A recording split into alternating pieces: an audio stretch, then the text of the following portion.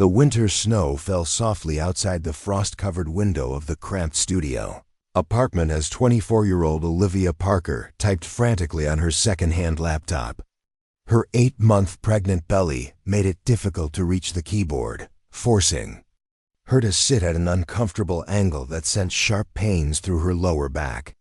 The small space heater in the corner struggled against the January chill, its orange coils casting the only warm light in the dimly lit room where a fold-out futon served as both bed and couch, and plastic storage bins doubled as makeshift furniture.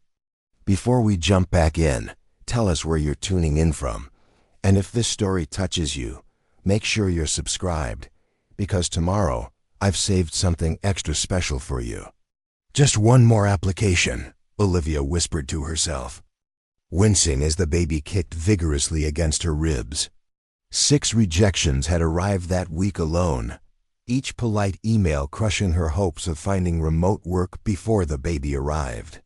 Her savings had dwindled to nearly nothing since Jason had walked out 3 months ago, claiming he wasn't ready for fatherhood and leaving her with nothing but unpaid bills and broken promises. The medical billing job she'd held for 2 years had eliminated her position during corporate restructuring, just weeks after she'd announced her pregnancy. Though she couldn't prove discrimination, the timing left little doubt in Olivia's mind. Now, with less than a month until her due date, potential employers saw her as a liability rather than an asset, regardless of her qualifications or work ethic. Her phone buzzed with a calendar reminder. Dr. Chun, final checkup, 9 a.m. tomorrow. Olivia sighed, knowing the 40-minute bus ride to the community clinic would leave her exhausted. The obstetrician had mentioned concerns about her blood pressure at the last appointment, using words like preeclampsia risk and careful monitoring that Olivia had researched obsessively since. "We'll be okay," she murmured, rubbing her swollen belly gently. "Mommy's got a plan." The plan was more wishful thinking than reality. Complete her online certification course before the baby arrived.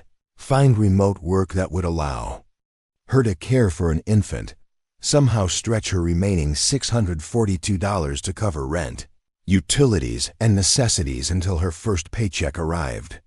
The apartment superintendent had already hinted that late rent wouldn't be tolerated, regardless of her circumstances. "Business is business," he'd said with a shrug that contained neither malice nor compassion, merely the indifference of someone who'd heard too many desperate stories. Olivia's phone buzzed again, this time with a text from Elena, her closest friend and the only person who'd stood by her through the pregnancy. "Check your email. Sent you info about emergency assistance program that might help with utilities. Call me when you can. Love you both." Elena's unwavering support had been Olivia's lifeline, from driving her to appointments to bringing over homemade meals when morning sickness had been at its worst. Unlike Olivia's parents, who'd made their disappointment clear with their silence, Elena had celebrated each milestone, even organizing a small baby shower that had provided essential items for the nursery corner of the studio apartment. As Olivia reached for her phone to respond to Elena, a sharp, searing pain ripped through her abdomen, stealing her breath and sending her laptop tumbling to the floor. This wasn't the Braxton Hicks contraction she'd experienced occasionally over the past few weeks. This was something different, something wrong. Gasping, she fumbled for her phone as another wave of pain crashed over her, this one accompanied by a rush of warm fluid soaking through her sweatpants. Her water had broken 4 weeks earlier than her due date. When the contraction subsided enough for her to focus, she called Elena, panic rising in her throat when the call went straight to voicemail. "Elena, it's me," she panted. "Something's wrong. My water broke, but it's too early, and the pain isn't right. I'm going to call an ambulance." As she ended the message, another contraction hit with such force that Olivia cried out, nearly dropping the phone. The pain was relentless, building rather than ebbing, and when she looked down, she saw bright red blood staining her clothes. With trembling fingers, Olivia dialed 911, her voice breaking as she explained her situation to the dispatcher. 24 weeks pregnant. Severe pain. Bleeding. I think something's wrong with the baby. The calm voice on the other end assured her that help was coming, but warned of a potential delay due to a multi-car accident on the highway that had emergency services stretched thin. Stay on the line with me, Miss Parker, the dispatcher instructed. Help will be there as soon as possible. As minutes stretched painfully by, Olivia's terror grew. The baby's movements, usually so vigorous, had become faint and sporadic. Each contraction felt like it was tearing her apart from the inside, and the blood, there was too much blood. Please hurry, she begged the dispatcher, tears streaming down her face. I don't think my baby's going to make it if they don't get here soon. In her panic and pain, Olivia remembered the emergency contact list Elena had created for her, stored in her phone under important. With the dispatcher still on the line, she awkwardly navigated to the list with her free hand, looking for the nearest person who might be able to help before the ambulance arrived. Through tear-blurred vision, she tapped the first name she recognized. Dr. Chun, intending to text her obstetrician about the emergency. What Olivia didn't realize, in her state of distress, was that her trembling fingers had selected the contact directly above Dr. Chun. Daniel Calloway, CEO. This name meant nothing to Olivia. She had no idea that Elena, who worked as an executive assistant at Calloway Enterprises, had added her boss to Olivia's emergency contacts months ago, just in case. After hearing him express concern about Olivia's situation during a private conversation. Preparing and narrating this story took us a lot of time, so if you are enjoying it, subscribe to our channel. It means a lot to us. Now back to the story. Emergency. Olivia typed painfully between contractions. Need help now. Baby coming. Too early. Bleeding heavily. Ambulance delayed. I think I need emergency C-section or my baby won't survive. At 1422 Westbrook Apartments, Unit 5B. She hit send without checking the recipient, then returned to the 911 call where the dispatcher was still trying to keep her calm. 15 miles away, in the penthouse office suite of a downtown skyscraper, Daniel Calloway was reviewing quarterly projections when his personal phone chimed with a text notification. At 42, Daniel had built Calloway Enterprises from a small tech startup into a healthcare innovation company valued at billions. His reputation as a ruthless businessman was matched only by his intensely private nature. Few people had access to his personal number, making the unexpected message all the more unusual. When he read the desperate text from an unknown number, his first instinct was to dismiss it as a wrong number or some kind of scam. But something about the raw panic in those few lines gave him pause. He recognized the address, Westbrook Apartments was in one of the city's struggling neighborhoods, where his company had recently considered building a community health center. Daniel called his chief of security, Michael Reynolds, a former military medic who handled the company's more sensitive matters. Michael, I need verification on a text I just received, he said, forwarding the message. Could be nothing, but if it's legitimate, we need to act fast. Within minutes, Michael had traced the number and connected it to Elena's emergency contact list. Sir, it's Olivia Parker, Elena's friend. The pregnant one Elena's been worried about. According to Elena, she's high risk and lives alone. Daniel remembered Elena mentioning her friend's situation, asking for flexible scheduling to help with doctor's appointments. He'd approved without hesitation, having lost his own sister and her unborn child to pregnancy complications 15 years earlier, a tragedy that had ultimately driven his company's focus on maternal health care innovations. Call Mercy Hospital, Daniel instructed, already grabbing his coat. Tell them we're bringing in an emergency obstetric case. Have Dr. Winters meet us there. She owes me a favor. Then call Reynolds Air and have the helicopter ready in 5 minutes. Sir? Michael sounded confused. Shouldn't we just call an ambulance for her? She already did, Daniel replied, striding toward the elevator. And they're delayed. Every minute counts in obstetric emergencies, Michael. I'm not having another mother and child die when I have the resources to help. As Daniel's private elevator descended to the helipad level, he made one more call to Elena. When she answered, her voice thick with sleep from working the night shift, he cut straight to the point. Your friend Olivia texted me by mistake. She's in labor, bleeding, and the ambulance is delayed. I'm sending our medical helicopter to her location now, but she needs someone she trusts when she gets to the hospital. Elena's gasp was audible. Oh my God, she's only at 34 weeks. Is she okay? Unknown, but we're about to find out. Meet us at Mercy in 30 minutes. Back in her apartment, Olivia had managed to unlock her door for the paramedics before collapsing beside the futon, clutching her abdomen as the contractions intensified. The dispatcher's voice from the phone lying nearby was her only connection to help, promising that someone would arrive soon. Just hold on, Miss Parker. Stay with me. When the sound of helicopter blades thundered overhead, Olivia assumed it was unrelated to her situation, perhaps heading to the highway accident. But minutes later, rapid footsteps echoed in the hallway, and her door burst open to reveal two people in flight suits carrying medical equipment, followed by a tall man in expensive suit who assessed the scene with calm efficiency. Olivia Parker? The flight medic called, rushing to her side. We're here to help. Mr. Calloway sent us.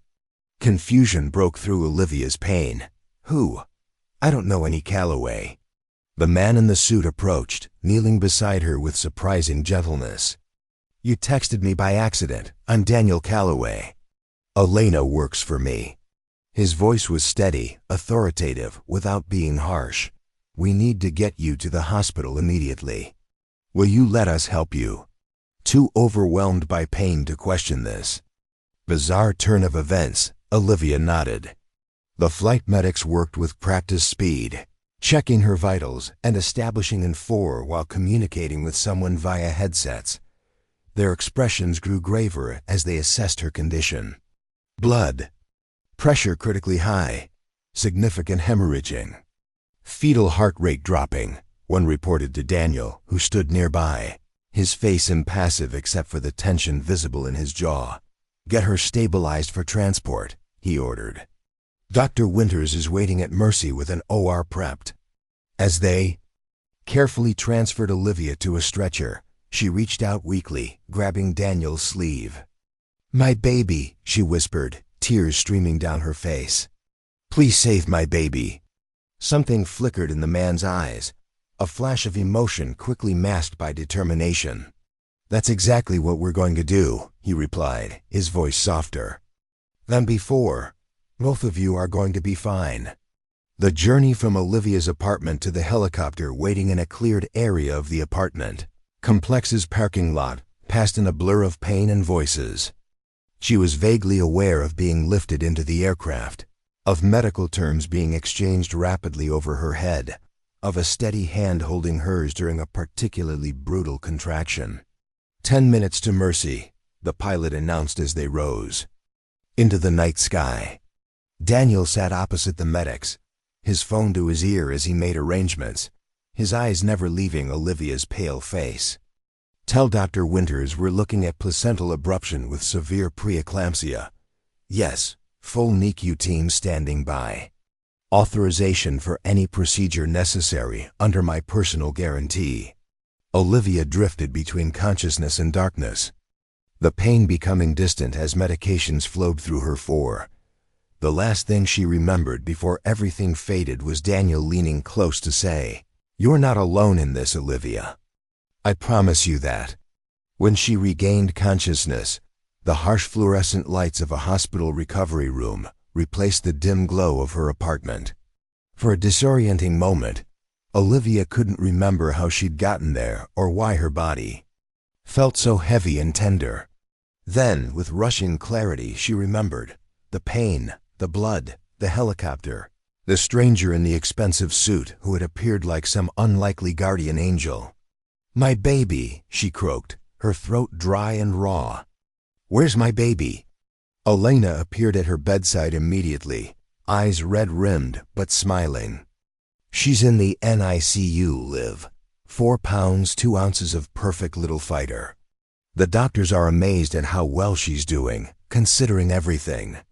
"She?" Olivia whispered, tears filling her eyes. "A girl?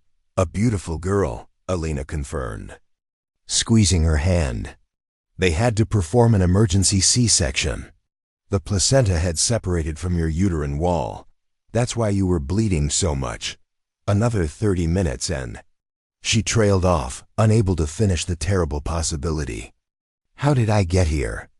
Olivia asked, fragments of memory swirling. "There was a helicopter and a man. I thought I was hallucinating." Elena's expression shifted to something between awe and disbelief. "That was my boss, Daniel Calloway. Somehow you texted him instead of Dr. Chun, and instead of ignoring it or just calling 911 again, he sent his private medical helicopter and called in the best obstetric surgeon in the state." She shook her head. "I still can't believe it. Why would he do that for a stranger?" Olivia murmured, struggling to understand. "I'm not entirely sure," Elena admitted. "He's brilliant and demanding as a boss, but also intensely private. What I do know is that maternal health care is personal to him somehow. His company develops technologies to prevent pregnancy complications." She glanced toward the door. "And he's still here, Liv. He's been in the waiting room all night." Before Olivia could process this information, a nurse entered, followed by a doctor in surgical scrubs who introduced herself as Dr. Winters. "Miss Parker, you gave us quite a scare," the doctor said, checking Olivia's vitals.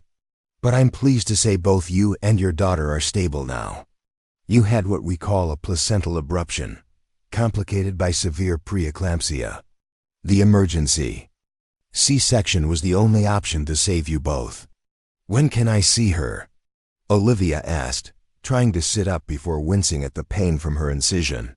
"We can arrange for a nurse to take you to the NICU in a wheelchair once you're a bit more stable," Dr. Winters replied.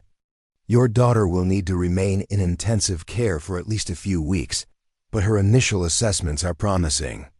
After the doctor left, Elena helped Olivia take small sips of water. "There's something else you should know," she said. Hesitantly, "Daniel, Mr. Calloway. He's taken care of everything. The helicopter, Dr. Winters, who apparently never takes emergency cases anymore. This private room, the NICU care, all of it." Olivia felt her chest tighten with a different kind of pain. "I can't possibly repay that kind of money. Not in this lifetime." "He's not asking for repayment," Elena assured her. "He was very clear about that. He said to tell you not to worry about anything except getting well and taking care of your daughter." Tears filled Olivia's eyes, overwhelmed by the kindness of a stranger when those who should have stood by her had walked away. "I need to thank him at least." "You'll get your chance," Elena said, glancing at her phone. "He's asking if you're up for a brief visitor, only if you feel ready." Olivia nodded, suddenly acutely aware of her appearance: hospital gown, unwashed hair, face puffy from surgery and tears. But the need to express her gratitude outweighed her vanity. Moments later, Daniel Calloway entered the room, looking remarkably composed for someone who had apparently been awake all night. In the clear light of day, Olivia could see him properly for the first time, tall and broad-shouldered with dark hair threaded with silver at the temples, sharp features softened slightly by evident fatigue, and eyes that carried a weight beyond the demands of running a billion-dollar company. "Miss Parker," he said, his deep voice quieter than she remembered, "it's good to see you awake." "Mr. Calloway," Olivia began, her voice catching, "I don't even know how to begin thanking you. You saved my daughter's life. You saved both of us." Daniel moved closer to the bed, his expression difficult to read. No thanks necessary. I'm just glad I was able to help. He hesitated, then added, I've taken the liberty of arranging for the best neonatal specialist to oversee your daughter's care.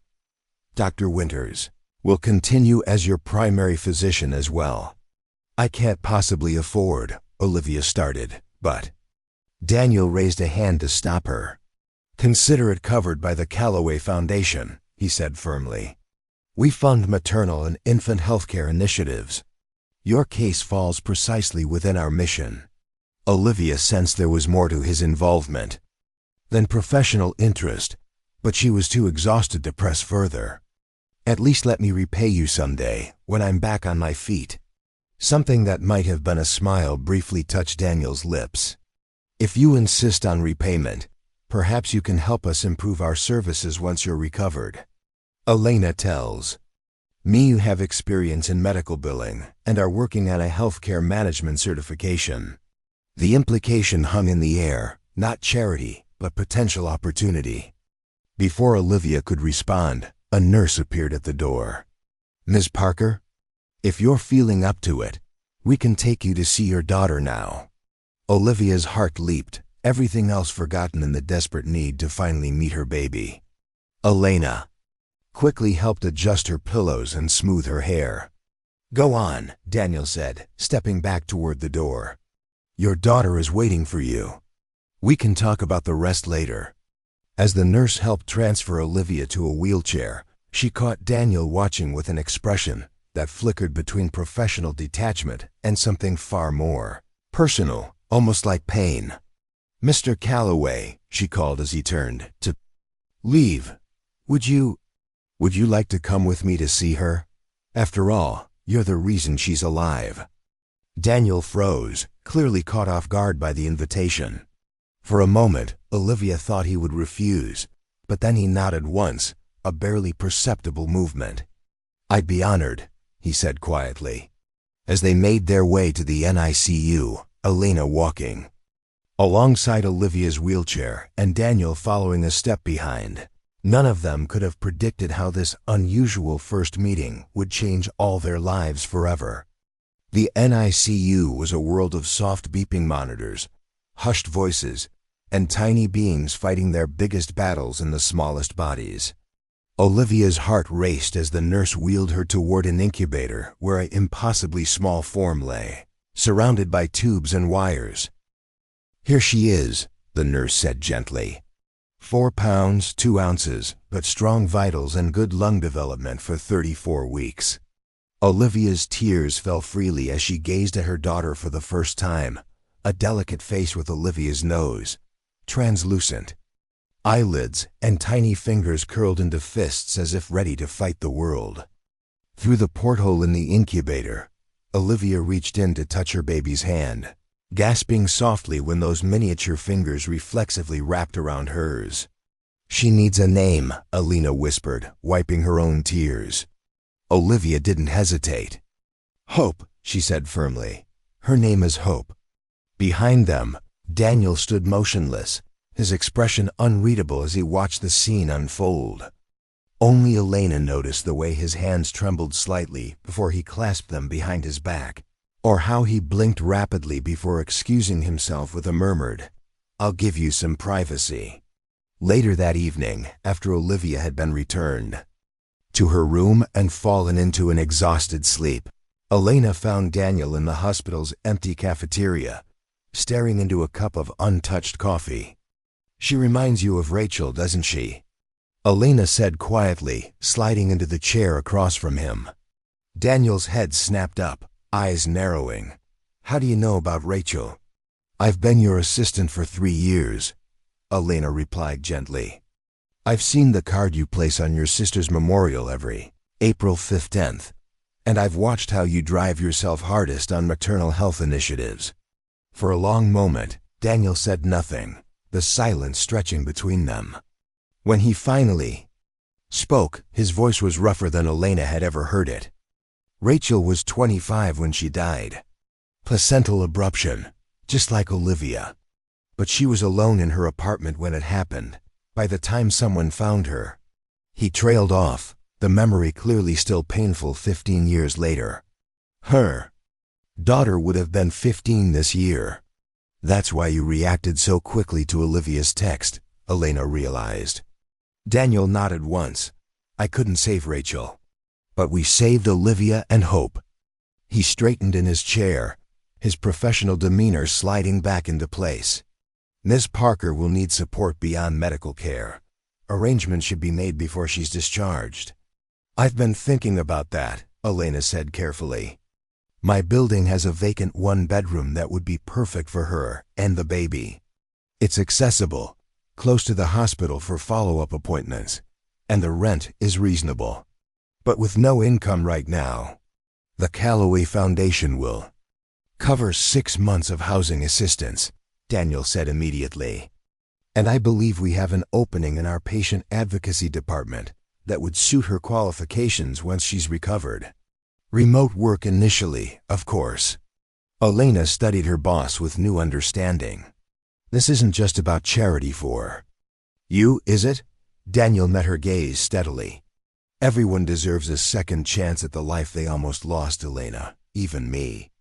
As Daniel left the cafeteria, neither he nor Elena noticed Olivia standing just inside the doorway, having convinced a sympathetic nurse to help her find the man who had saved her life. She had heard enough to understand that her random text message had reached someone who understood her emergency on the most personal level possible. Carefully making her way back to her room with the nurse's assistance, Olivia thought about the strange twist of fate that had connected her to Daniel Calloway. A mistaken text message had not only saved her daughter's life, but had potentially changed the course of her own future. As she drifted back to sleep, Olivia's last thought was of Hope's tiny hand gripping her finger, holding on with surprising strength, just as Olivia herself was now holding on to a new and unexpected hope for their future. In the darkness of her hospital room, for the first time in months, Olivia slept peacefully, knowing that she and her daughter were no longer facing the world entirely alone. 3 days after Hope's birth, Olivia was discharged from the hospital, though her tiny daughter would remain in the NICU for weeks to come. Standing in her apartment for the first time since the emergency, Olivia felt as though she were viewing her life through new eyes. The cramped studio that had felt like a prison of financial desperation now seemed merely temporary, a stopping point rather than a dead end. Elena arrived to help her pack essential items, explaining the arrangement that had been made for her. A one-bedroom apartment in her building. It's on the 2nd floor, elevator access, and only 15 minutes from the hospital, she said, carefully folding Olivia's clothes into a suitcase. The Calloway Foundation is covering 6 months of rent while you recover. I still can't believe any of this is happening, Olivia said, sitting gingerly on the edge of the futon, mindful of her incision. A week ago, I was applying for food assistance. Now I have mysterious benefactors and a chance at an actual future for Hope. Elena paused in her packing. It's not mysterious, Liv. Daniel Calloway lost his sister to the same condition you had. She died alone in her apartment, and her baby died with her. When your text came through, it wasn't just a business decision for him, it was personal. He never mentioned that, Olivia said softly, remembering Daniel's controlled expression as he'd watched her meet Hope for the first time. No wonder he seemed so affected. Daniel doesn't talk about personal matters, Elena explained. Most people at the company don't even know he had a sister. He channels everything into the healthcare initiatives instead. As they finished packing, Olivia took one last look around the studio that had witnessed her lowest moments. I should feel sad about leaving, but all I feel is relief. That's because you're not leaving anything behind that matters, Elena sighed, squeezing her friend's hand. Everything important is coming with you, or waiting at the hospital. The new apartment exceeded Olivia's expectations.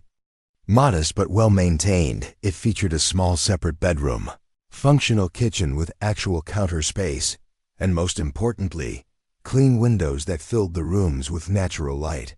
A rocking chair, not new but beautifully restored, sat in the corner of the bedroom next to a white bassinet. "Where did this come from?" Olivia asked, running her hand along the smooth wooden arm of the rocker. Elena shrugged, though her expression was suspiciously innocent. "It was delivered yesterday. There wasn't a card." Over the next 2 weeks, Olivia established a new routine. Mornings were spent recovering and working on her healthcare certification course online. Afternoons and evenings were dedicated to Hope, sitting beside the incubator for hours, reading children's books aloud, or simply watching her daughter's chest rise and fall with each precious breath. The NICU nurses had shown her kangaroo care, holding Hope skin to skin, against her chest whenever the baby's condition allowed. These moments became sacred to Olivia, feeling her daughter's warmth against her heart, watching those tiny features relax in contentment. "You're doing wonderfully with her," commented Nurse Fatima, who had become Olivia's favorite with her calm demeanor and genuine compassion. "Some parents are intimidated by all the equipment, but you jumped right in." "I don't have the luxury of being intimidated," Olivia replied, gently stroking Hope's back as the baby slept against her chest. "She needs me to be strong."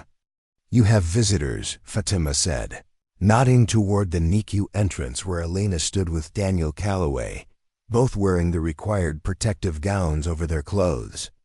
Daniel had visited several times since Hope's birth, though always briefly, and with a professional demeanor that betrayed little emotion.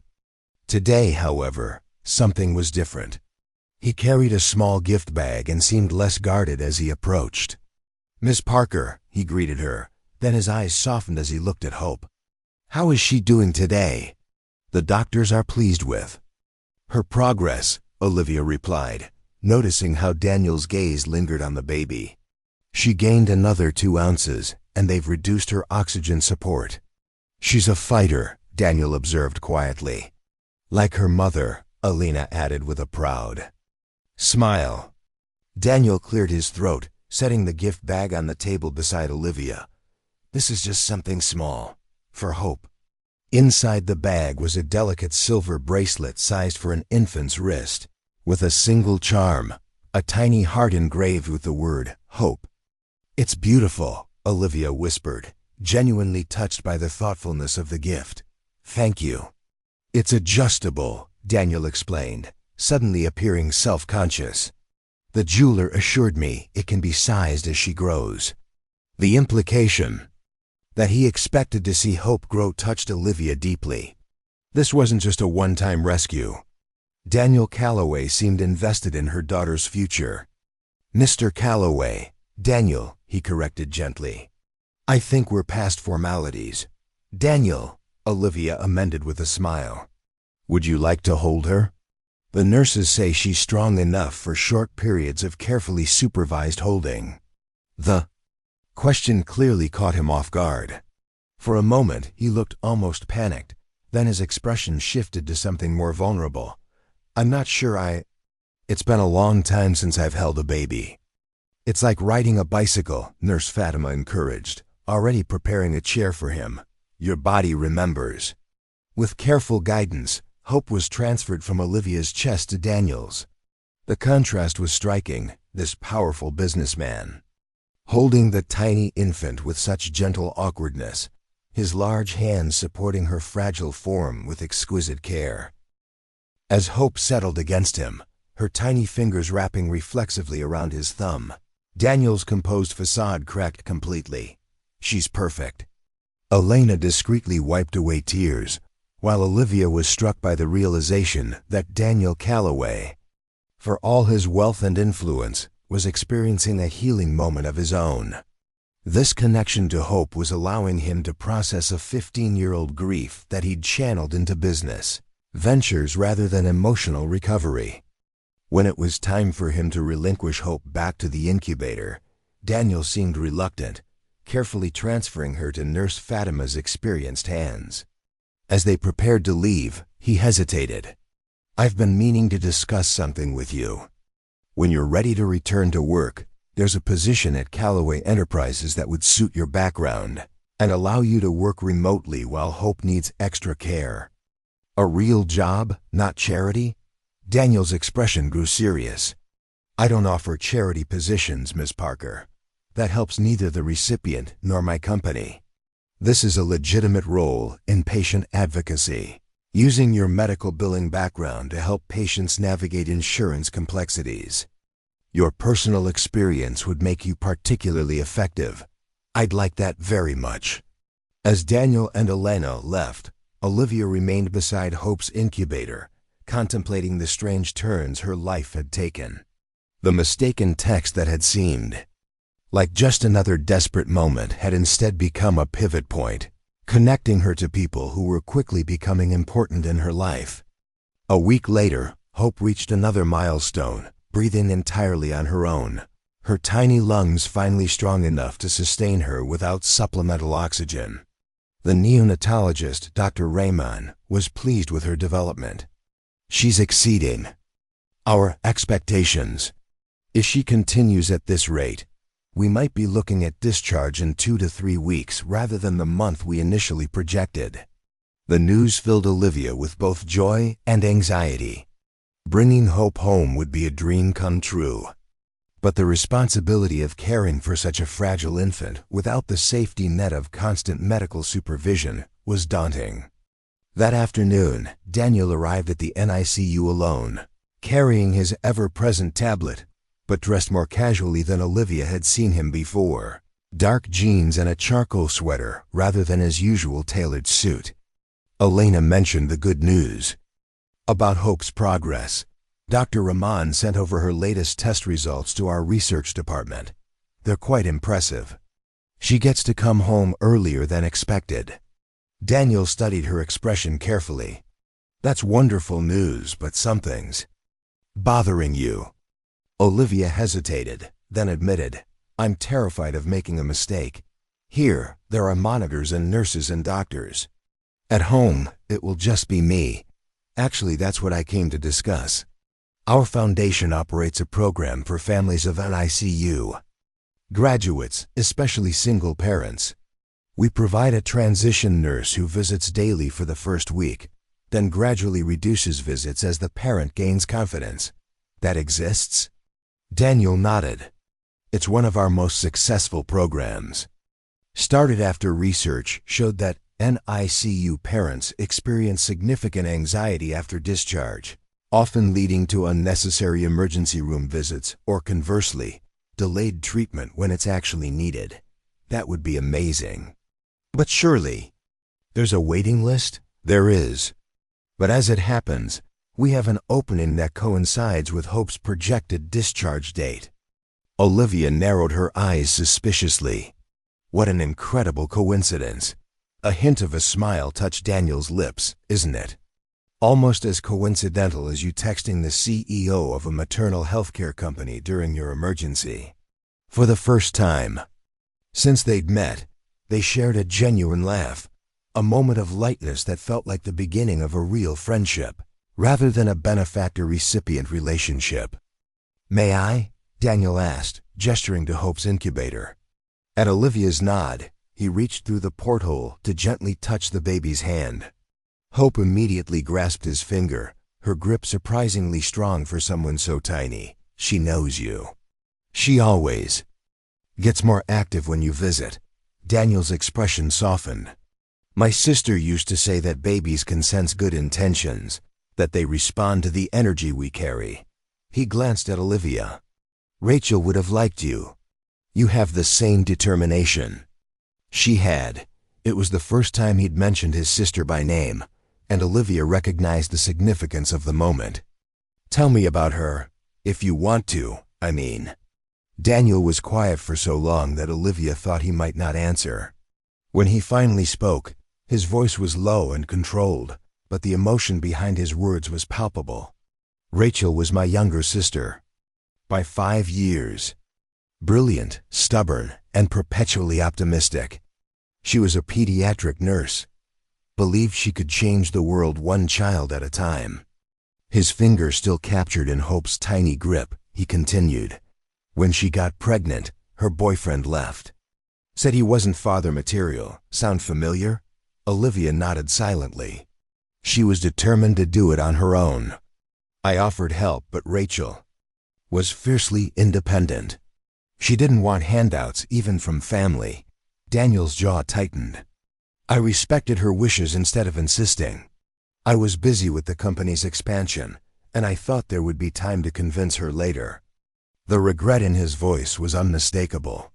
She died alone in her apartment from a placental abruption at 36 weeks. The neighbor found her when mail started piling up. By then, it was days too late. I'm so sorry. After her death, I redirected the company toward maternal healthcare innovations. Our emergency response system for high-risk pregnancies has saved hundreds of lives. He gently extracted his finger from Hope's grip. But until your text, I'd never personally been part of a successful intervention.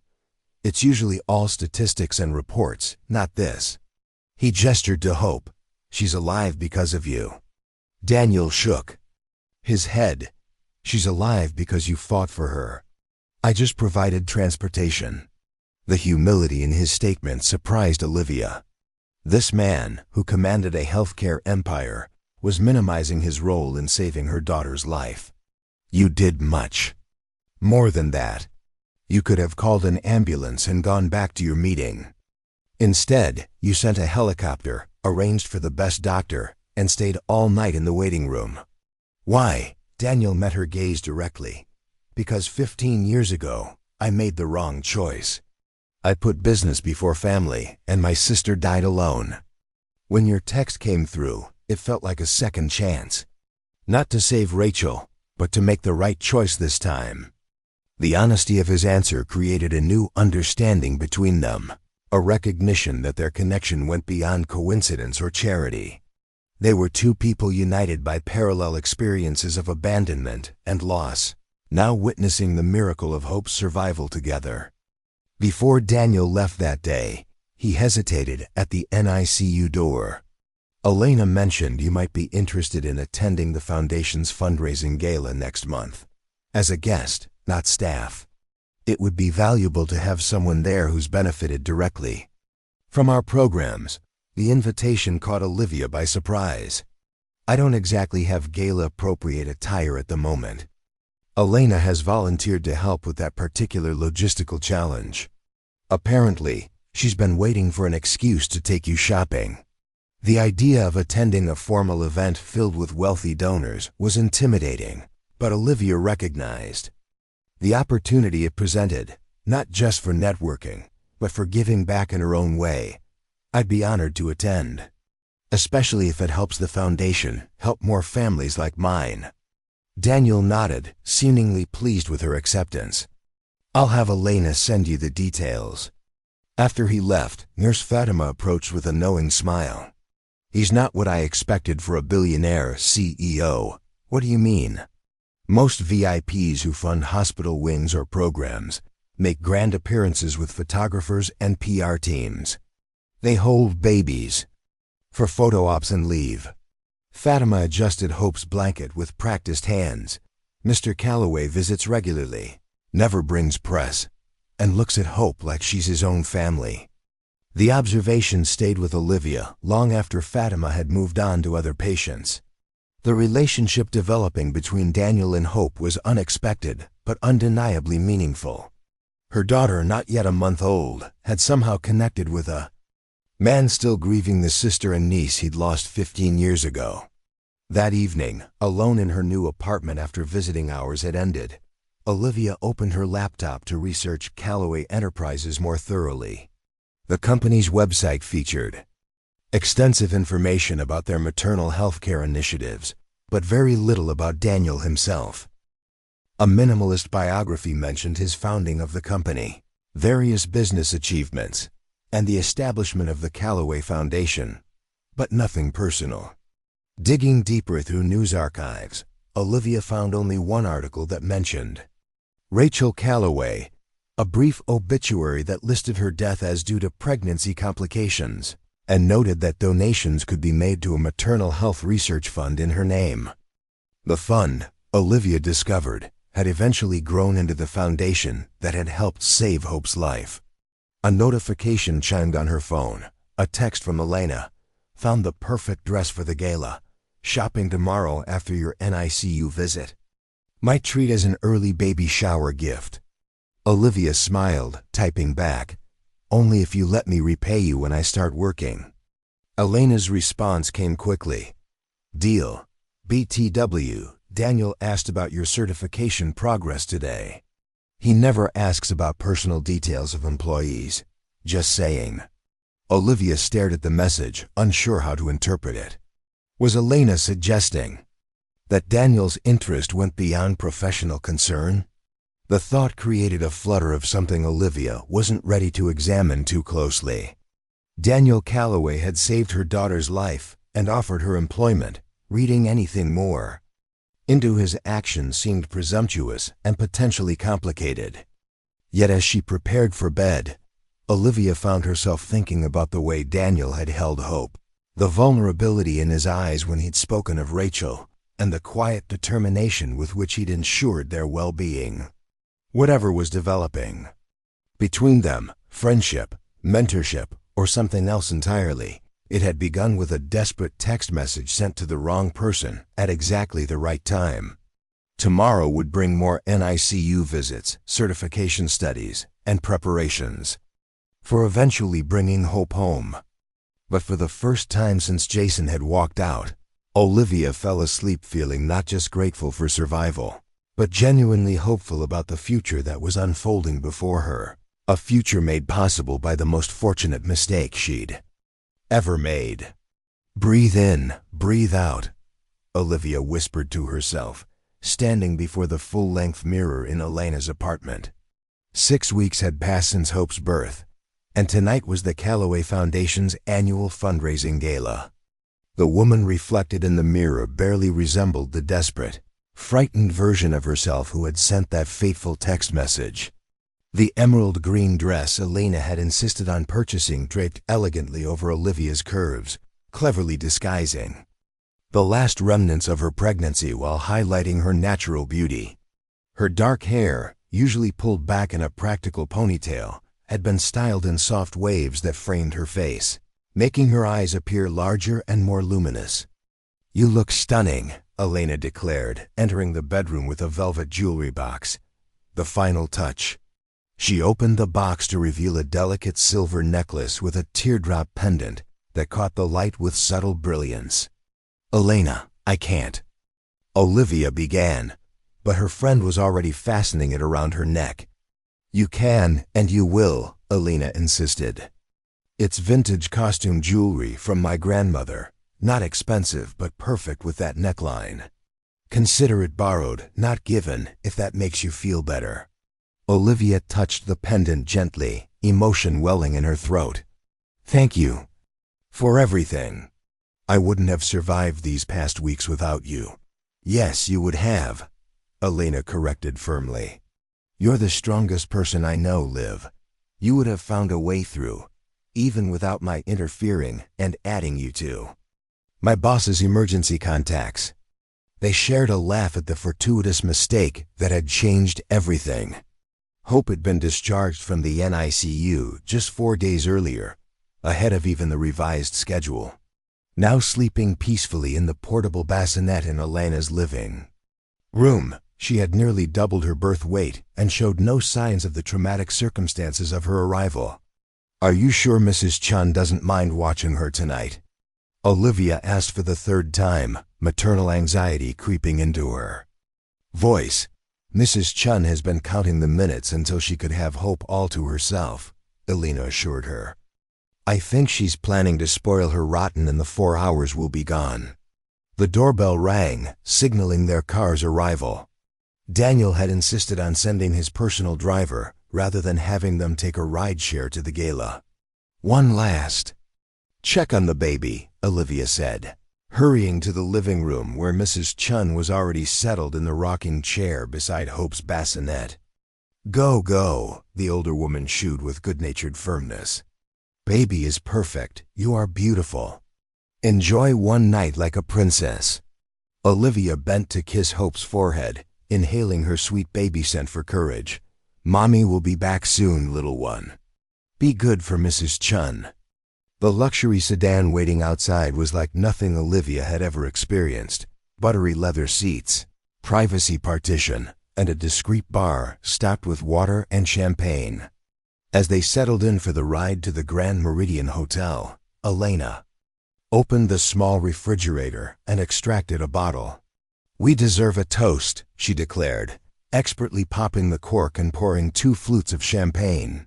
"To mistaken text messages and new beginnings. And to friends who add CEOs to emergency contacts," Olivia added with a smile, clinking her glass against Elena's. The Grand Meridian's ballroom took Olivia's breath away, soaring ceilings with crystal chandeliers, tables adorned with elaborate floral arrangements, and a string quartet playing softly in the corner. Elegantly dressed attendees circulated with champagne flutes, representing the city's elite philanthropy circles. "There must be millions of dollars in this room," Olivia whispered to Elena as they accepted programs from a white-gloved attendant. "Try billions," Elena corrected. The Callaway Foundation Gala is the healthcare philanthropy event of the year. Last year they raised $12 million in a single evening. The magnitude of the event made Olivia's knees weak. She had agreed to speak briefly about her experience as a foundation beneficiary, but the prospect of addressing this crowd of wealthy strangers suddenly seemed terrifying. "I don't belong here," she murmured, anxiety tightening her chest. Elena squeezed her hand reassuringly. "You belong here more than anyone. These people donate to abstract causes. You're the living proof that their money actually saves lives." Before Olivia could respond, a familiar voice spoke from behind them. "Miss Parker, Elena, I'm glad you made it." Daniel Calloway looked even more imposing in formal attire, his tuxedo perfectly tailored to his broad shoulders, silver cufflinks catching the light as he extended his hand in greeting. Yet despite his commanding presence, Olivia noticed something almost hesitant in his expression as his eyes took in her appearance. "You look—" He paused, seeming to search for the appropriate word. "Remarkable." The simple compliment, delivered with such genuine appreciation, calmed Olivia's nerves more effectively than any reassurance. "Thank you. This is all quite overwhelming." "It can be," Daniel acknowledged, his gaze softening. "But remember that everyone here is united by a common purpose, supporting families like yours." He glanced around the room. "There are several people I'd like you to meet, if you're comfortable with that." The next hour passed in a blur of introductions. Daniel guided Olivia through conversations with board members, major donors, and medical researchers, always keeping a protective hand lightly at her elbow, always finding the perfect moment to highlight her perspective as both a beneficiary and a future employee of the foundation. What struck Olivia most was how Daniel seemed to transform in this environment, still commanding respect but showing warmth, humor, and passionate conviction about the foundation's mission. This was a man who believed deeply in his purpose, who had channeled personal tragedy into meaningful action. "And how is little Hope doing?" asked Dr. Winters, appearing with a glass of mineral water in hand. The surgeon who had performed Olivia's emergency C-section looked elegant in a simple black gown, her usual clinical demeanor softened in the festive setting. "She's thriving," Olivia replied warmly, "already outgrowing her preemie clothes, and keeping me up at night, which the nurses assure me is perfectly normal development." "I'm not surprised," Dr. Winters smiled. "She had exceptional care, both medical and maternal." She turned to include Daniel in the conversation. "Your rapid response system saved 2 lives that night, Daniel. The foundation should be extremely proud." "The credit belongs to the medical team," Daniel deflected modestly, "and to Olivia's determination." Dr. Winters gave him an appraising look. "Perhaps. But I've been practicing medicine for 30 years, and I recognize the difference between statistical outcomes and personal miracles. What happened with Ms. Parker and her daughter falls decidedly into the latter category. As the doctor moved away to greet other guests, Olivia found herself momentarily alone with Daniel in a quiet corner of the ballroom. "She's right, you know," Olivia said softly. "What you did went far beyond a typical emergency response." Daniel's expression grew contemplative. "Perhaps I needed it as much as you did." Before Olivia could ask what he meant, the Foundation's event coordinator approached, clipboard in hand. "Mr. Calloway, we're ready for the program to begin whenever you are." Daniel nodded, then turned to Olivia. "Are you ready for your moment?" "As ready as I'll ever be," she replied, smoothing her dress nervously. "Just speak from the heart. Your story is powerful exactly as it is." The formal program began with Daniel's welcome address, delivered with the confidence of someone accustomed to public speaking, yet infused with genuine passion for the cause. He outlined the Foundation's achievements over the past year: new emergency response systems implemented in 5 cities, a maternal healthcare mobile unit serving rural communities, research grants advancing preeclampsia prevention. But statistics and programs don't tell the full story. Tonight, we have someone with us who can speak to the human impact of our work. Ms. Olivia Parker experienced our emergency response system firsthand just 6 weeks ago when she and her unborn daughter faced a life-threatening crisis. As Olivia approached the podium, the spotlight momentarily blinded her. Taking a deep breath, she looked out at the sea of expectant faces, wealthy donors in designer clothes, holding crystal champagne flutes, their lives so different from her own. Yet in that moment, she recognized an opportunity not just to express gratitude but to bridge worlds that rarely intersected. 6 weeks ago, I was applying for food assistance and facing eviction. Today, my daughter Hope is thriving, I have a home, and I'm beginning a new career with the Calloway Foundation. She recounted the harrowing experience of her emergency, carefully omitting the personal details of Daniel's involvement, but emphasizing the difference that immediate, high-quality care had made. What the Foundation provided wasn't just medical intervention. It was dignity during crisis. It was being treated as a person whose life mattered, not just a statistic or a charity case. Looking directly at Daniel, she added, "Hope's name isn't just what I call my daughter. It's what organizations like this provide to families in their darkest moments, the hope that tomorrow can be better than today, that one crisis doesn't define a lifetime." As she concluded her brief speech, the ballroom erupted in applause. Several women dabbed at tears, and more than a few men cleared their throats emotionally. But it was Daniel's expression that affected Olivia most deeply, pride mingled with something that looked remarkably like tenderness. The rest of the evening took on a dreamlike quality. Donors approached Olivia to share their own stories of pregnancy complications or premature births, creating connections that transcended socioeconomic boundaries. A prominent hospital board member offered to mentor her as she completed her healthcare management certification. A fashion designer impulsively invited her to bring Hope to her studio, mentioning a new line of clothing for premature infants she was developing. "You've become quite the celebrity. I count at least 3 job offers and 1 potential investor for that patient advocacy app you mentioned last week. It's surreal. A month ago, these people wouldn't have given me a second glance if I passed them on the street. That's not entirely fair. You underestimate how compelling your story is, and how articulate you are in telling it." Daniel's right. I see the hospital's CEO by the dessert table. Perfect time to discuss that marketing proposal.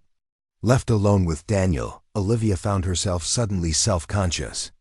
Despite their growing comfort with each other during her NICU visits, the formal setting created a new dynamic between them.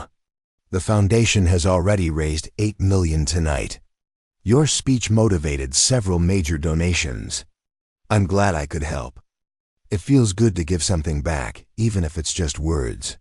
Never underestimate the power of the right words at the right time. A simple text message changed both our lives, didn't it? Before Olivia could respond, the string quartet transitioned to a waltz, and several couples moved to the dance floor. Daniel hesitated, then extended his hand. "Would you care to dance?" "Completely understandable if you'd rather not, given your recent surgery."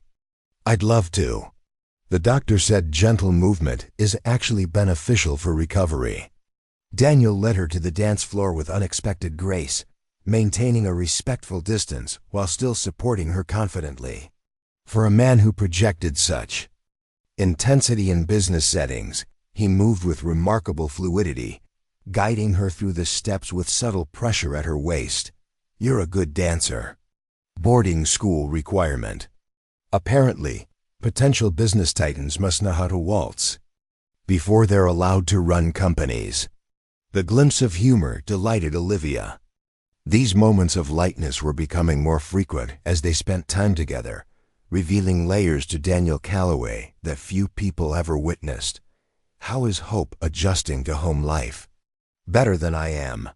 She's sleeping in 3-hour stretches, which the pediatrician assures me is excellent for her adjusted age. But I've forgotten what uninterrupted sleep feels like." "The transition nurse is still coming daily?" "Yes, Ruth is wonderful. She's teaching me everything from bathing techniques to deciphering different cries." Olivia glanced up at him curiously. "Did you personally select her for us?" Daniel's slight hesitation confirmed her suspicion. "Ruth worked with my sister during her pregnancy. She's the best perinatal nurse in our program." The music drew to a close, but Daniel didn't immediately release her. For a moment, they stood still on the dance floor, connected by shared purpose and growing friendship, or perhaps something more that neither was ready to name. "Thank you, not just for the dance, but for everything. You've changed our lives. You changed mine first."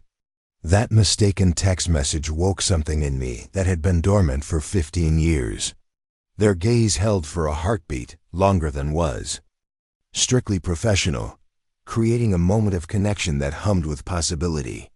Then reality intruded in the form of the Foundation's financial director, urgently requiring Daniel's attention for a major donor negotiation. "Duty calls. Will you be all right on your own for a while?" "Of course. I should check in with Mrs. Chun about Hope anyway." Finding a quiet alcove near the ballroom's entrance, Olivia called to check on her daughter. Mrs. Chun's cheerful report that Hope was sleeping peacefully after taking her full bottle eased the maternal anxiety that had been simmering beneath Olivia's social composure all evening. As she ended the call, a familiar voice behind her sent ice through her veins. "Olivia, is that really you?" She turned slowly to face Jason Porter, Hope's father, looking surprisingly polished in an ill-fitting rental tuxedo. His presence here, in this space that had felt so safe and promising, was jarring, a collision of past and present that Olivia had never anticipated. "Jason, what are you doing here?" "Working, bartending for the catering company. Extra holiday cash." His eyes traveled over her emerald dress and borrowed jewelry. "You look different. Really good, actually. Thank you." "I heard you had the baby. Boy or girl?" "A daughter. Hope." Olivia found no reason to withhold the information, but felt no desire to elaborate or share details of their child's dramatic entry into the world. Jason shifted uncomfortably. "Look, I know I handled things badly. I panicked. But I've been thinking. Maybe we could talk sometime? About the baby, I mean. I'm her father, after all." The entitlement in his tone sparked a flare of protective indignation in Olivia's chest.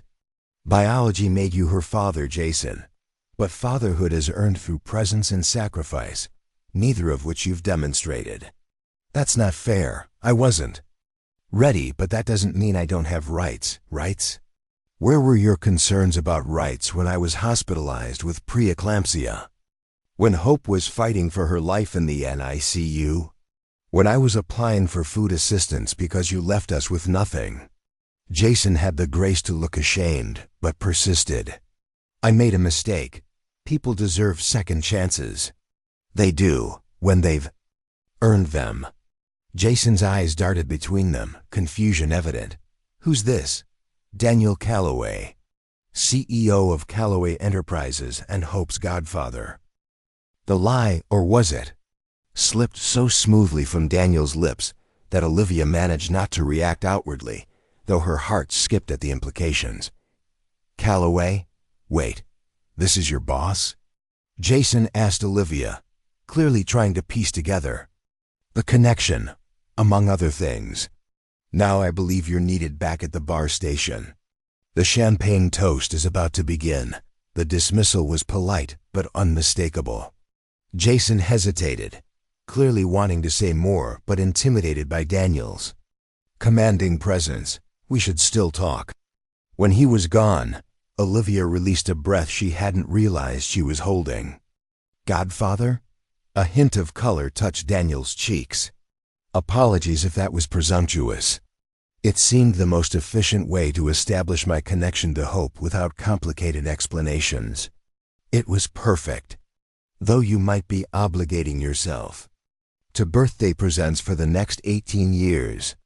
The joke elicited a genuine smile from Daniel, easing the tension of the moment. I think I can manage that particular responsibility. They made their way back to the main ballroom, where Alina immediately noticed Olivia's slightly shaken demeanor. What happened? Jason is bartending for the catering company. We had a brief, uncomfortable reunion. Elena's eyes widened. That jerk has some nerve. What did he want? To assert his rights as Hope's father. Fortunately, Daniel intervened before I said something less than charitable in front of the city's biggest philanthropists. I merely provided a strategic exit. Olivia handled herself with remarkable composure. The rest of the evening passed without further incident. By the time the final auction concluded and the last dance ended, the foundation had raised a record-breaking $15 million, success that the event coordinator attributed largely to Olivia's moving speech and personal connections with key donors. As their car pulled up to Elena's building shortly after midnight, Olivia felt a complex mixture of emotions: exhilaration from the evening's success, lingering uneasiness from the encounter with Jason, and a growing awareness of her feelings for Daniel that transcended gratitude. Tonight exceeded all expectations. Your contribution was invaluable, Olivia. I'm glad I could help. The foundation deserves every dollar for the work it does. Daniel hesitated, then added about the Godfather comment. I hope you know I would be honored to have a formal role in Hope's life, if you're comfortable with that. Not out of obligation, but because. He paused, seeming to search for the right words. Because she matters to you. And I understand why. Something unspoken passed between them. Acknowledgement of the unique bond that had formed through crisis and recovery, through shared purpose and parallel pain. We'll talk more soon. Perhaps when you start at the foundation next week? I believe. Your office is just down the hall from mine. I'd like that. Good night, Daniel. As she entered Elena's apartment and found Mrs. Chun dozing in the rocking chair beside Hope's peacefully sleeping form, Olivia reflected on the extraordinary journey that had brought her here. From desperate text message to gala speech in 6 short weeks, a transformation that went far beyond circumstances to touch the very core of who she was becoming. Carefully lifting Hope into her arms, Olivia whispered against her daughter's soft hair, "We're going to be more than okay, little one. We're going to thrive." And in that moment of quiet certainty, Olivia knew that the accidental text message hadn't just saved their lives. It had opened the door to a future brighter than she had ever dared to imagine. And that's why patient advocacy needs to be integrated at every step of the billing process. 6 months had passed since the fundraising gala, and Olivia's role had expanded far beyond her initial position. What had begun as remote work handling insurance complexities had evolved into leading a new initiative to transform how patients navigated healthcare financial systems. Daniel nodded approvingly from his position at the head of the conference table. "Thank you, Ms. Parker. The pilot program results speak for themselves. 30% reduction in billing appeals and a 92% patient satisfaction rating." As the board members gathered their materials and filtered out of the room, offering congratulations as they passed, Olivia felt a familiar sense of accomplishment. The transformation in her life still seemed miraculous at times, from struggling single mother to respected healthcare advocate whose ideas were reshaping foundation policies. That was impressive. The board rarely approves new initiatives unanimously. They recognize the need. Real people are getting lost in bureaucratic systems. I just gave voice to what patients have been experiencing for years. You did considerably more than that. You created a solution that benefits everyone involved: patients, providers, and insurers. That's the kind of innovative thinking that changes industries. Their hands brushed as they reached for the same document, creating a moment of awareness that neither acknowledged aloud but both clearly felt.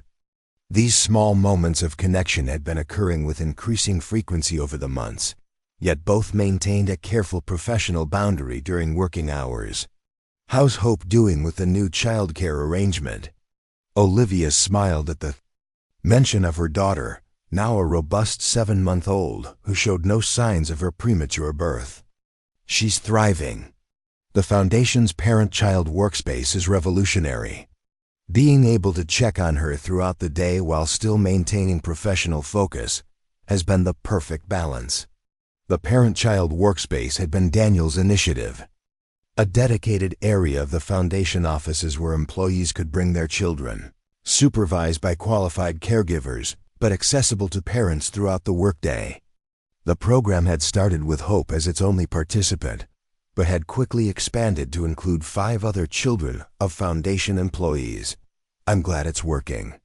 The research is clear that reducing parental separation anxiety benefits both productivity and family bonding." They paused at Olivia's office door, where photos of Hope's developmental milestones decorated the wall: her first smile, her determined attempts at crawling, her joyful splashing during bath time. Each image captured not just Hope's growth, but Olivia's journey as a mother who had nearly lost everything, but instead had found a new path forward. "We're still on for dinner tonight." "Absolutely. Hope has been practicing her new trick all week to show you." 7 o'clock? "I'll bring dessert." Olivia watched him go, reflecting on the gradual evolution of their relationship. What had begun as an emergency rescue had developed into professional collaboration, then mentorship, then friendship, and now something more complex that neither had fully defined, but both clearly valued. Later that afternoon, Olivia visited the parent-child workspace during her break, finding Hope enthusiastically batting at colorful hanging toys in the infant activity center. Miss Jasmine, the lead caregiver, greeted Olivia with a warm smile. "She's been especially social today.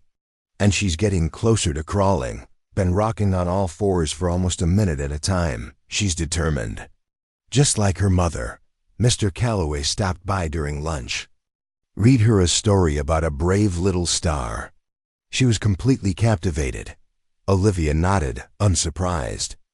Daniel visited Hope frequently during the workday, his initial awkwardness with babies having transformed into genuine comfort and affection. To the Foundation staff, these visits seemed like a CEO supporting his own initiative, but Olivia recognized them for what they truly were: the deepening bond between a man who had lost his chance at being an uncle and a baby who had no father figure in her life. After ensuring Hope was happily engaged with her activities, Olivia returned to her office to find an unexpected visitor waiting: Jason, Hope's biological father, looking distinctly uncomfortable in the professional environment. "Jason, how did you get in here? I told reception I had an appointment. I've been trying to reach you for weeks, but you've blocked my number." "For good reason. Our last conversation ended with you threatening legal action for visitation. Writes after showing no interest in Hope's existence for 5 months. Jason had reappeared in their lives a month after the gala, initially claiming he wanted to make things right. When Olivia had established clear boundaries, his approach had quickly devolved into demands and threats, revealing that his renewed interest coincided suspiciously with discovering her connection to the wealthy Calloway Foundation. "I was angry," Jason acknowledged, attempting a conciliatory tone. "I felt excluded from my daughter's life." "You excluded yourself when you walked out on us," Olivia stated firmly. "Now, what do you want?" "I have a meeting in 15 minutes. Jason seemed taken aback by her directness, so different from the emotionally vulnerable woman he had abandoned during pregnancy. "I've been thinking about what you said, about earning the right to be in Hope's life. I want to try." Olivia studied him carefully, noting the designer watch that hadn't been part of his accessories before. "And this sudden desire to be a father has nothing to do with the Foundation's recent media coverage? Or the profile of you that mentioned your successful career?" Jason had the grace to look embarrassed. "That's not fair. I've made mistakes, but she's still my daughter." "Biologically, yes," Olivia conceded. "But parenthood is about consistent presence and sacrifice, neither of which you've demonstrated." "I want to start," he insisted. "Weekend visits, maybe? I've got an apartment now with a second bedroom. I could set up a nursery." Before Olivia could respond, a knock at the open door drew their attention. Daniel stood there, his expression carefully neutral but his posture alert, as if sensing the tension in the room. "I apologize for interrupting," he said, his tone professional. "But the legal team is waiting for our input on the expansion proposal." The subtle message of support wasn't lost on Olivia. "I'll be right there," she acknowledged gratefully, then turned back to Jason. "I need to go. If you're serious about being part of Hope's life, contact my attorney. We can discuss a gradual visitation schedule that prioritizes Hope's security and emotional well-being." Jason's eyes darted between Olivia and Daniel, clearly assessing their relationship. "Is he the reason you're being so difficult about this? Your rich boss playing daddy to my kid?" Daniel remained impressively composed, though Olivia noticed the slight tightening of his jaw. "Mr. Porter, isn't it? I believe Ms. Parker has offered a reasonable next step. Legal mediation provides protection for all parties, especially Hope." "I don't need lawyers to see my own daughter," Jason protested. "Actually, you do," Olivia corrected firmly. "Because you've demonstrated that your word alone isn't reliable. Now I have a meeting to attend." Reluctantly, Jason accepted the business card Olivia extended, her family attorney's contact information. As he left, escorted by security that Daniel had discreetly summoned with a text, Olivia released a long breath. "Are you all right?" Daniel asked, his professional facade softening with concern. "Yes," Olivia replied, surprised to find it was true. 6 months ago, that confrontation would have devastated me. Now it's just an administrative problem to solve. Daniel's expression warmed with unmistakable pride.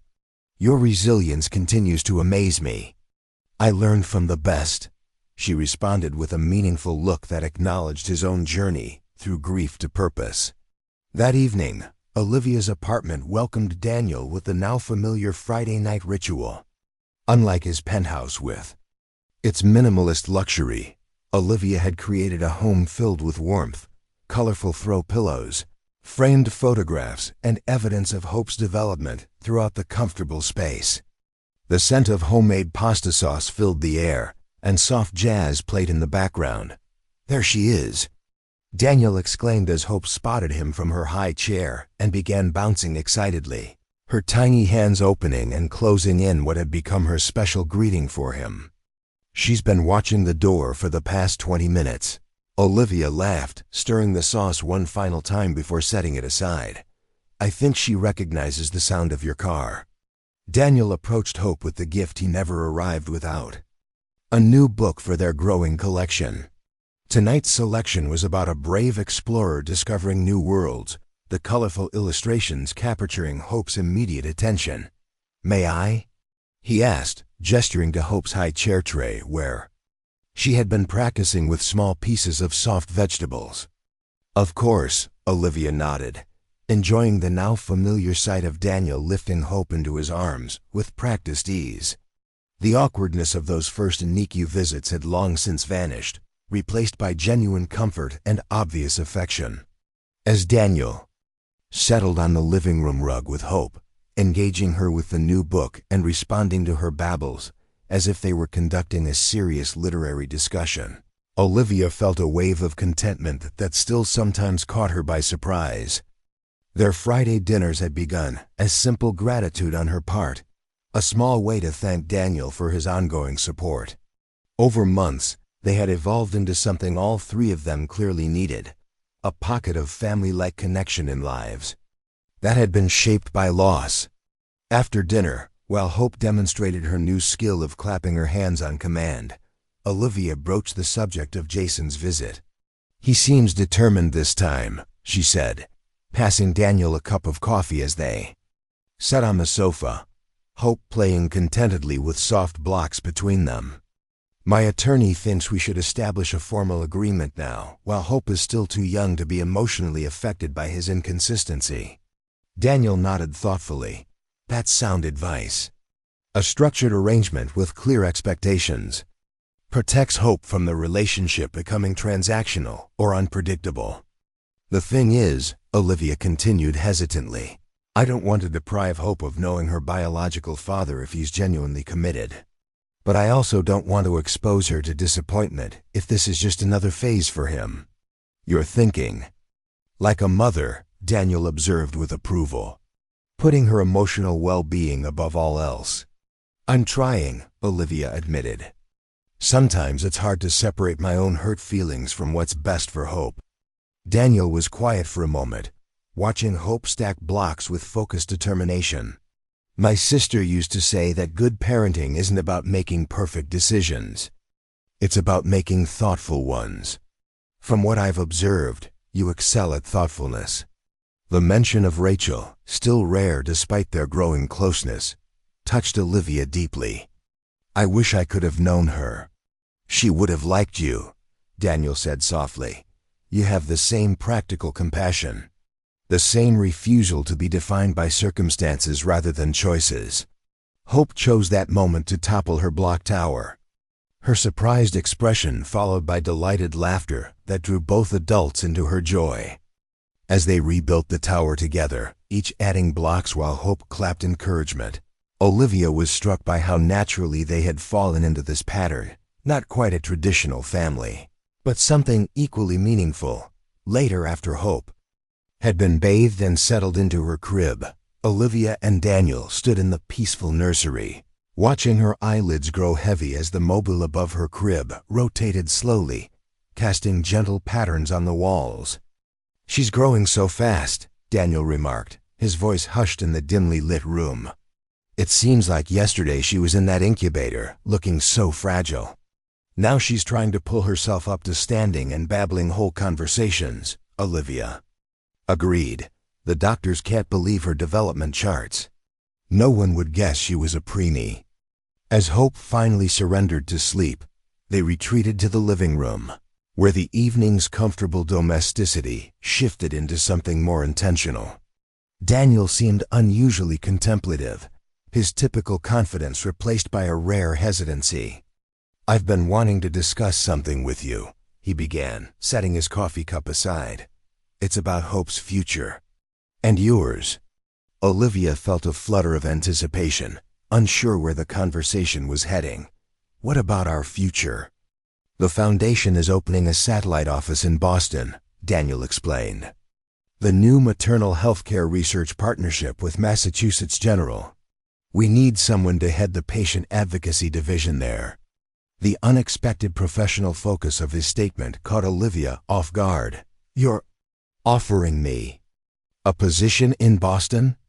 "It would be a significant promotion," Daniel continued, his tone careful and measured. "Full relocation package, housing allowance, and priority placement for Hope in the hospital's renowned child care program. Olivia studied his expression, trying to understand the subtext beneath the professional opportunity. This seems very sudden. Daniel hesitated, then admitted, "The board approved it 3 weeks ago. I've delayed mentioning it because—" He paused, uncharacteristically struggling for words. "Because," Olivia prompted gently. "Because I've realized I don't want you to go," he finally said, the professional veneer falling away completely. "The thought of not seeing you and Hope regularly. It's more difficult than I anticipated." The honest vulnerability in his admission touched Olivia deeply. "Daniel, are you offering me a promotion you hope I'll decline?" "I'm offering you an exceptional professional opportunity that you've earned through your remarkable work," he clarified. "My personal feelings shouldn't factor into your decision." "But they do factor into it," Olivia insisted softly.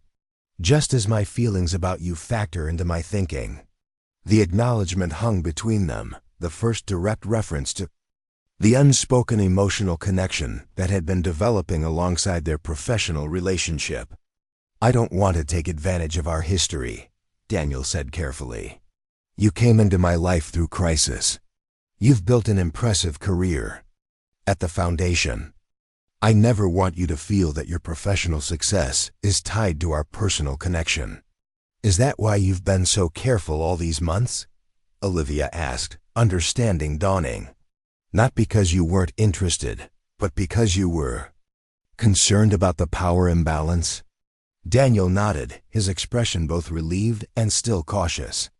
"Your independence is part of what I admire most about you, Olivia. I never want to compromise that."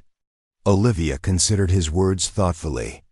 "The night we met, or rather, the night you received my desperate text message, you made a split-second decision to send that helicopter. You didn't calculate advantages or worry about boundaries.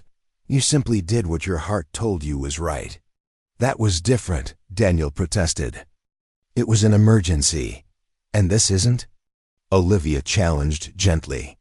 Two people who care deeply about each other, hesitating to acknowledge it because of concerns about propriety? Daniel's expression shifted, surprise giving way to something warmer, when you put it that way. "I think," Olivia continued, moving to sit beside him on the sofa, "that sometimes the bravest decision is to simply be honest about what matters most.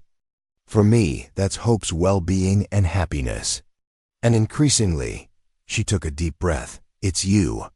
The admission hung in the air between them, changing everything and nothing at once. They had been building toward this moment for months. In NICU visits and late-night conversations, in professional collaboration and quiet Friday dinners.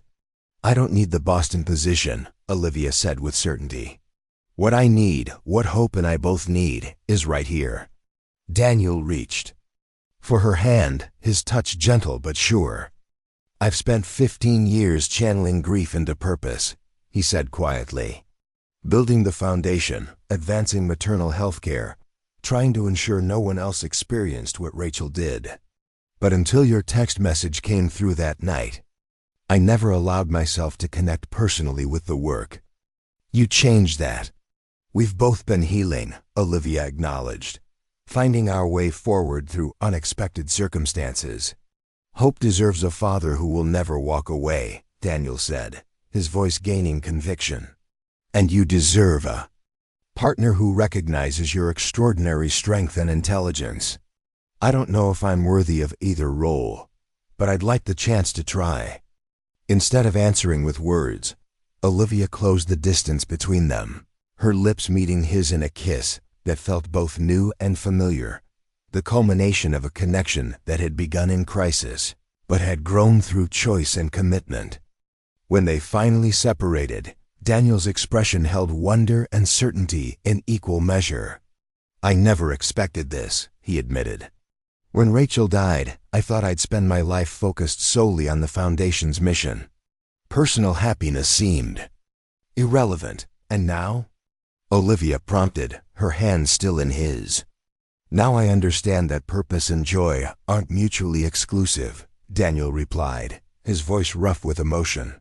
That honoring Rachel's memory doesn't mean denying myself a future. From the nursery, Hope's soft babbling through the monitor reminded them of the precious life that had brought them together, a tiny girl whose very name embodied the future. They were now choosing to build together. There will be complications, Olivia acknowledged realistically. Jason's renewed interest, questions about our professional relationship, the inevitable public scrutiny. There will, Daniel agreed. But there's a difference between complications and obstacles. The former we navigate together.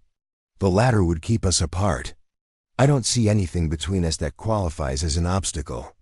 In that moment of clarity, Olivia recognized how far she had come from the desperate young woman typing a frantic text message on that winter night. The emergency that had nearly claimed her life had instead opened the door to unimagined possibilities, not just survival, but genuine thriving. So, she said with a smile that held both certainty and anticipation, not Boston? Definitely. Not Boston, Daniel confirmed, returning her smile with equal warmth. Though perhaps a vacation there sometime would be nice. As a family. The word hung in the air between them, not a presumption but a promise, a vision of a future neither had imagined possible 6 months earlier. As if in agreement, Hope's happy gurgle came through the monitor, her timing impeccable as always. Together, they moved to check on her, finding her awake but content, reaching up toward them as they appeared in the doorway. I think she approves, Olivia whispered as Daniel lifted Hope gently from her crib, cradling her with the natural ease that had developed over months of Friday nights and impromptu workplace visits. Watching them together, this man who had once sent a private jet when he read emergency C-section in a mistaken text message, and the daughter whose very existence was a miracle of timing and technology, Olivia felt a profound gratitude for life's unexpected turns. Some might call it coincidence that her desperate text had reached the one person uniquely positioned to help. Others might label it fate or divine intervention. But Olivia preferred to see it as a reminder that in our darkest moments, connection, whether planned or accidental, was the force that ultimately saved us. As Hope drifted back to sleep in Daniel's arms, her tiny fingers wrapped trustingly around his thumb, Olivia knew with absolute certainty that the family they were building together wasn't defined by biology or tradition, but by something far more powerful, the choice to love, to remain, to commit to each other's well-being through whatever challenges lay ahead. And in that choice lay the most profound hope of all. Up next, you've got 2 more standout stories right on your screen. If this one hit the mark, you won't want to pass these up. Just click and check them out. And don't forget to subscribe and turn on the notification bell so you don't miss any upload from us.